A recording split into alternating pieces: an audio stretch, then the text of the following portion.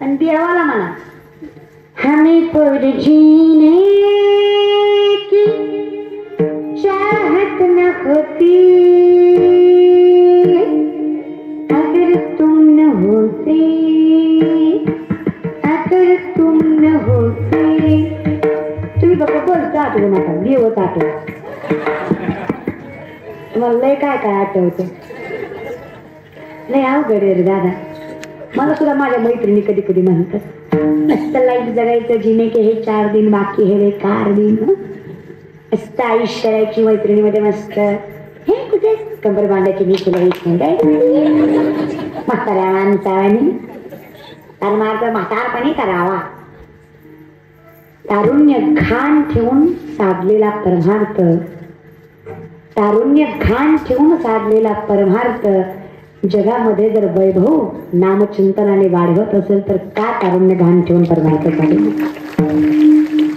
आज महाराष्ट्रातल्या प्रत्येक घराघरात मला ओळखतात.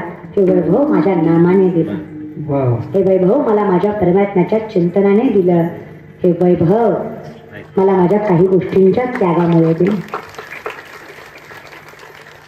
आम्हाला काही वाटत नाही बोंबलत फिरावं मस्त स्कूटीवर. आम्ही कॉलेज करणारीच मुलं मुली आहेत, पण आज धोतर घालून दादा इथं वाजवत आहेत, फेटा बांधून आम्ही इथं उभं आहे आणि हे इथं माणसं उभं आहे. त्यांना काही वाटत नाही होय, लय वाटतं आम्हाला ते काय काय. पण जेव्हा कीर्तनात येतो तेव्हा वाटतं अरे काय त्याच्यात, याच्यासारखं सुख कशात नाही दुसरं. एज्युकेटेडची व्याख्या बदलली आम्ही सुशिक्षितपणाची. आमच्या मायबापांनी 4 पुस्तकं कमी शिकले म्हणजे मायबाप मूर्ख आहेत असं. तुमच्यासारखं तर हुशार कुणी नाही बाया, खरंच नाही माय मावल्या. तुम्ही इतक्या हुशार आहे ना, कौतुक आहे मला तुमचं. अजून सुद्धा माझी म्हातारी साबण संपल्यावर फेकत नाही. जुन्या साबणाची चिपळी नव्या साबणाला लावती का तर तेवढे सांगू. खरं आहे का खोट आहे. आता इतकं डोकं असल्यासारखे पुरी ना आमच्या वयाच्या पुरीला जमणार आहे का मला सांगा बरं. आम्ही किती पुस्तक वाचले. हे कुठल्या पुस्तकात लिहिलंय का साबणाला साबण चिटकेव म्हणजे एक आंघोळ होती. तुमच्या पुस्तकात ते ज्ञान मूळच आहे का माय. हुशारच आहे तुम्ही. लुगडं फाटलं फेकता, गोदडी शिवी फेका. माझ्या आईला 7 स्टार नाही तर 5 स्टार हॉटेलला न्या, आईस्क्रीम खाऊ घाला, चमचे घरीच आणणार गॅरंटी. माझ्या आईने तर ती मटकी असते का मग मटका कुल्फी नसती का. म्हणलं तुला कुल्फी आवडती का मटका आवडतो. आणि म्हणजे आम्ही आमचं जनरेशन तेवढे लोक बघते काय तोंडाकडे कसं म्हणतील लोक भिकाऱ्यासारखे. It is not a lower class, it is not a middle class, it is high class. कारण तिला त्या रुपयाची, तिला माहित आहे माझ्या नवऱ्यानं रक्ताचा घाम गाळलाय तेव्हा माझ्या ताटात भाकरी पडली. लाबाडीचा घेणार नाही, कष्टाचा रुपया वाया जाऊ देणार नाही. कौतुक आहे मला माझ्या आईचं. अजून सुद्धा माझा बाप दारात कुत्रा आला ना ताटात ती चतकोर कुत्र्याला टाकतो. स्वतः उपाशी राहील पण कुत्र उपाशी जाऊ देणार. आमची कुत्रेला खाऊ घालत्या घालत्या कळलं त्यालाच कळलं. आमची हाय क्लास सोसायटी काय माहितीये का. ताटात अन्न शिल्लक ठेवणं, इकडलं वाचून वाचून इकडं दबायला लागलं. हाय क्लास सोसायटी म्हणजे ताटात अन्न शिल्लक ठेवणं म्हणजे हाय क्लास आहे. ग्लासात पाणी किंवा ज्यूस शिल्लक ठेवणं म्हणजे हाय क्लास आहे. आमच्या इथं कपड्यांचा आकार छोटा करणं म्हणजे हाय क्लास आहे. सुशिक्षित कोण, वेल एज्युकेटेड कोण, त्यांच्या तोंडावर भरमार मेकअप आणि कपड्याचा आकार छोट्यातला छोटा. कपडे कसेही घाला, कुठल्याही प्रकारचे घाला, या साईजचे त्या टाईपचे काही नाही फरक पडत. लेख मी पण आहे, तुम्ही पण आहे, बहीण म्हणून सांगते, मैत्रीण म्हणून सांगते, कुठल्याही प्रकारचे कपडे घाला, काही ऑब्जेक्शन नाहीये. आजकालच्या पूर्वीचा एक शब्द आहे, बाई अंग भरून घाल ना, ऑकवर्ड वाटतं. कसं वाटतं? Awkward, uncomfortable. अरे वा, म्हणजे मला कधी कधी नवल वाटतं कपडे छोटे घालणं हे कम्फर्टेबल, अंग भरून घालणं हे अनकम्फर्टेबल. म्हणजे शरीर दिसतंय इट इज कम्फर्ट आणि शरीर दिसत नाही इट इज अनकम्फर्ट. शेवटी तुमची व्यक्ती बघण्याचा दृष्टिकोन आहे तुमचा, तुमची मर्जी आहे जगण्याचं. पण मला फक्त एवढंच म्हणायचं, माझं काही ऑब्जेक्शन नाहीये. फक्त ज्ञान जर कपड्यावर असतं, राहणीमानावर जर व्यक्तीला ज्ञान मिळालं असतं, तर या भारतातली पहिली महिला डॉक्टर आनंदीबाई नसते. या भारतातली पहिली महिला डॉक्टर आनंदीबाई. नवऱ्याचा हट्ट होता तिच्या डॉक्टर व्हायचंय तुला. इंग्लंड युनिव्हर्सिटीमध्ये शिकायला गेल्या. युनिव्हर्सिटी सांगतेय आमच्या कॉलेजला ऍडमिशन घ्यायचं तर गुडघ्यापर्यंत स्कर्ट, त्याच्यावर शर्ट, त्याच्यावर टाय आणि मग कॉलेज. आनंदीबाई म्हणल्या का रे माझ्या नऊवारी डॉक्टर होत नाही का? होऊन दाखवते. खाली बूट, त्याच्यावर सॉक्स, त्याच्यावर नऊवारी, खांद्यावर पदर, कपाला कुंकू, गळ्यात डोरलं, हातात हिरव्या बांगड्या घालून या भारतातली पहिली महिला डॉक्टर झाली आनंदीबाई. किती बोलायची त्याच्यात. आम्ही त्यांना सुशिक्षित समजतो ज्यांनी ज्ञानाला संस्कृती बरोबर गाठ बांधून जोपासली. 3 गोष्टी पुरीला शिकवल्याशिवाय पुरीचं लग्न करायचं नाही. पहिलं स्वाभिमान. तिच्या पायावर उभी राहिल्याशिवाय भलत्याच्या गळ्यात बांधायचं. जे तुम्ही भोगलंय तिला भोगायला द्यायचं. वजन कमी करता व्हाय का? काय काय तर लई येड्या बाया. त्याला काय नाही, चांगली सुंदर दिसती, वाट्या घरी दिली म्हणजे सकाळ नांदती, तुला आंध्रात येऊन ठोकलं पाहिजे. मुवाच्या बघून दिला आयुष्यावर मुवाटाच राहील याची गॅरंटी होय का? विनंती आहे माय, तिला 2-3 गोष्टी शिकवाच. प्रथम तर स्वाभिमान.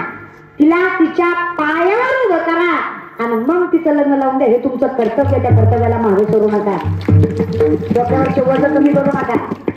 दुसरं संस्कृती, जे मी आत्ताच सांगितलं. किती मोठ्या झाल्या संस्कृती जपा. आणि तिसरं स्वयंपाक, तेवढं बी शिकवा. शिका मला ना, पण तिचं तरी पोट भरायला पाहिजे. त्याच्यामुळे स्वयंपाक एक शिकवा. स्वाभिमान आणि मोठ्यांचा मान तिला राखता आला पाहिजे. जिथं चुकतंय तिथं बोलता आलं पाहिजे आणि जिथं गरज नाही तिथं गप्प राहता आलं पाहिजे. ही संस्कृती सुद्धा तिनं अन्याय सुद्धा सहन केला नाही पाहिजे. आणि विनय करेन बड्या बडादी मर्यादा कळतीये ना, समतोल. आपण लय भाग्यवान आहेत ग. The woman is an ideal manager. सगळ्यात मोठी व्यवस्थापक स्त्री आहे. मोठ्यातले मोठे उद्योजक सांगतात जे आम्ही आजपर्यंत करू शकलो नाही ते रोजची गृहिणी आपल्या घरामध्ये दररोज करते. व्यवस्थापन, मॅनेजमेंट. तुमच्या इतकं मॅनेजमेंट कुणाला जमत? स्वतःला अंडर एस्टिमेट करायचं नाही, ग्राह्य धरायचं नाही. स्वतःची किंमत ओळखा. आपलं शास्त्र सांगतं यत्र नारीस्तु पूज्यन्ते रमन्ते तत्र देवताः. म्हणून स्त्रीचा मान राखा. तुम्हालाही सांगते, देव्या बसवायच्या आधी घरातल्या देव्या जापा. आधी तिला शिवाय द्यायच्या कमी करा. दरबारीच्या ना आमचंच चुकतं असं नसतं. तुमचं बी कवा तरी चुकतं. कवा तरी म्हणण्यापेक्षा तुमचंच चुकतं. नाही कवा तरी चुकतं नीट बरोबर. असं दरबारीच्या ना एक नवरा माझ्याकडे म्हणला, ताई माझी बायको ऐकत नाही. म्हणलं कुणाचीच ऐकत नाही. एवढं काय नाही, ऐक तिला बायको म्हणायचं नाही, ऐकत नाही. म्हणलं मग काय करू? म्हणला ती ऐकत नाही. म्हणलं मी काय करू? म्हणला तिला ऐकू येत नाही. म्हणलं मग मी काय करू? डॉक्टरकडे जा ना. ती म्हणली की डॉक्टरचंही ऐकत नाही. माझं कसं ऐकत? ती म्हणला तसं नाही, तिला मान्य नाही की तिला ऐकू येत नाही. तुम्ही तिला प्रेमानं सांगा की बाई तुला ऐकू येत. मला एवढं करू शकते. म्हणजे तुम्ही एक काम करा, मला आता कीर्तन आहे, मी कीर्तन झाल्यावर येते, तोपर्यंत तुमच्या बायकोला कुठून कुठपर्यंत ऐकू येत नाही बघा, म्हणजे मला बोलाय सोपं जाईल. त्याने दरवाजापाशी गेला, दरवाजा वाजवला, म्हणला का ग कुठली भाजी केली? हिनं उत्तर दिलं. म्हणला हिला दरवाजापासून ऐकू येत नाही. मग सोप्याजवळ गेला, का ग कुठली भाजी केली? हिनं उत्तर दिलं.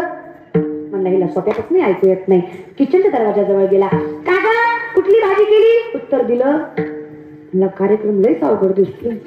तिला किचनच्या दरवाजापासून ऐकू येत नाही. मग पाठीशी जाऊन उभा राहिला, का कुठली भाजी केली? हिनं रागानं कढईवरची चुलीवरची कढई उचलली, त्याच्या समोर आदळली, म्हणजे 4दा सांगितलंय बटाट्याची केली.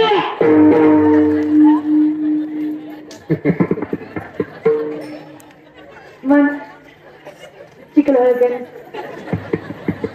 आई तू एकटून आणलं होतं आणि म्हणत कुणाला होता? असलीच एकटून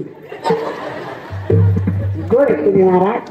म्हणजे दरबारीच्या ना यांचं चुकतं असं आपलं एकत्रित चुकतं.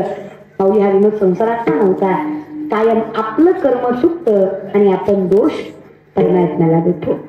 आपल्यामध्ये असूनही आपल्याला का ओळखता आला नाही तर आपलं कर्म कुठेतरी चुकतंय. पण हा हृदयातला देव समजून घेण्यासाठी आपण सत्य असणं फार गरजेचं आहे. तेवढंच सांभाळा. काही न मागो आमचं सुख फक्त आता कुठे धावे मन तुझे चरण देखलिया सर्व चुकल्यालो सर्व कधी आवडीने भावे कल कल कल कल क्या करे कल करे सो आज आज करे सो अब जिंदगी कौन हाथ कबीरा जिंदगी कौन हात. काही सुद्धा करू शकत म्हणून वेळ येतोपर्यंत देई मज प्रेम वेळ येतोपर्यंत संचरुणी राही संचरण वेगळं ना अंगात येणं वेगळं हे पण समजून घ्या. संचरण वेगळं ना अंगात येणं. चालू कीर्तनात एका बाईच्या अंगात आलं. नवरा शेजारीच होता. नवरा म्हणला ताई देवीनं सगळ्या गावाच्या सोडल्या माझी बरी तरी म्हणलं तुझी गुणवान म्हणलं आता काय करू म्हणलं बघ काय म्हणते. तेवढ्या माणसात बायकोच्या पाया पडला आणि बायकोला म्हणतो बोलायचं आहे तुझी आई ती पण बिल्ल्याच्या गत म्हणती बाया लेकरू आहे. म्हणतो बोलायचं आहे बघ काय चुकलं मेल्या लग्न केलं इथंच गोड चूक झाली. काय बोलता काय वागता. परमार्थ शेंदरी हिंदरी दैवत मानणारा परमार्थ नाहीये. देव एक स्वरूप आणि एक. तुम्ही कुठल्या स्वरूपाला माना हे तुमच्या मनावर आहे. पण एकालाच माना याला निष्ठा म्हणायचं. निष्ठा फार महत्वाची. त्याशिवाय देव संचरून राहत कुठल्याही गोष्टीत यश मिळवायचं निष्ठा. आमच्याकडे निष्ठाच राहिली नाही. आम्हाला कोणी म्हणलं ना धर्म बदल तुला सरपंच करतो तरी आम्ही हात चालतो. निष्ठा निष्ठा काय आमच्याकडे निष्ठा निष्ठी निष्ठा निष्ठी आहे. निष्ठेच्या बाबतीत महाराज बरं का निष्ठा असलीच पाहिजे. एका गाव आम्ही विठोबाचे नाम आणि कापे काम तेव्हा संचरुणी राही असं शक्य नाही. तुकोबाराय म्हटले काही झालं. तुकोबाराय गरीब नव्हते महाराज. पण श्रीमंती नाही. श्रीमंतीचं सोडा श्रीमंत होते पण मोठे मानाने पण फार होते. या महाराष्ट्रातले शेतकऱ्यांचं कर्ज माफ करणारे पहिले महापुरुष म्हणजे जगद्गुरु तुकोबाराय.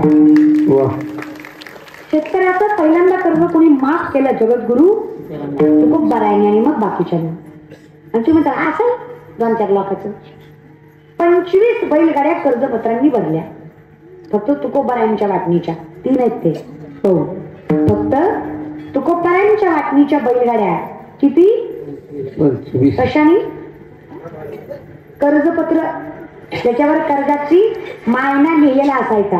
याच्याकडे एवढं आहे किंवा याच्याकडं एवढं आहे याच्याकडं एवढं आहे. एका कागदावर एका एका माणसाचे 50-50 60-60 तोळे सोनं आणि 100-100 200-200 एकरी जमिनी तुकोबारायकडे घाण होत. एका कागदावर अशी किती कागद 25 बैलगाड्या. आपण किती श्रीमंत आपण माझी ग्रामपंचायत सदस्य. ते मास किती आपल्याला शब्दाकडे ओळख नाही. आपण डुंकून सुद्धा आपल्याला देव म्हणजे अरे ही देवाच्या काय सुद्धा असं पडतंय. देव नाही तो देव बरोबर वाकडा करतो. देव बी कमी पडत नाही पुन्हा. तुम्ही असं समजू नका देव नाही पण जैसे ज्याचे कर्म तैसे आजा गेला बाप मसना गेला देखीता देखीता तोही तैसाची म्हणून सांगतो कोड तुझे प्रेम त्याच्यावरच करावे. ह्या संसारावर करून असंही काही भेटणार विनंती आहे त्याच्यावर विश्वास ठेवा. अहो माझ्या तुकोबारायांच्या बायकोचं बाळणपण करायला कोणी तयार नाही. कनिष्ठ जातीतले तुकोबाराय माझे कोणी बाळणपण करणं माझ्या तुकोबारायच्या बायकोचं तळमळ करते. माझ्या तुकोबारायची बायको आयुष्यभर त्या विठ्ठलाचं नाव घेतलं येतो का बघा माझं बाळणपण कराय. तिन्ही जगाचा स्वामी, त्रैलोक्याचा नाथ, वा माझा जनार्दन, माझा शारंगधर, माझा अनंता बाईचं स्वरूप घेतोय. साडी नेसतोय. साडी कुणासाठी? भक्तांसाठी साडी नेसतोय माझा जगाचा बाप. लाज बाळगत नाही. आणि चोकोपरायच्या घरी 27 दिवस, एक नाही दोन नाही 27 दिवस चोकोबरायांच्या बायकोचं बाळपण करतो. चोकोबाची बहीण बाळाचं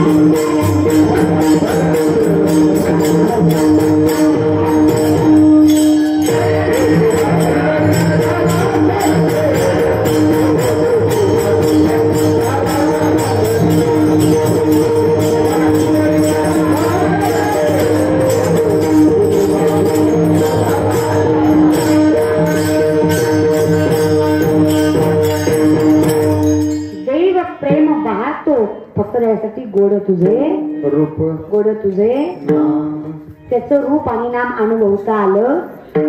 चोखोबरांच्या बायकोचं बाळंपण केलं हे खरंय, पण चोखोबरात काय होते, मंगळवेढ्याच्या भिंतीखाली चोखोबरांचा मृत्यू झाला.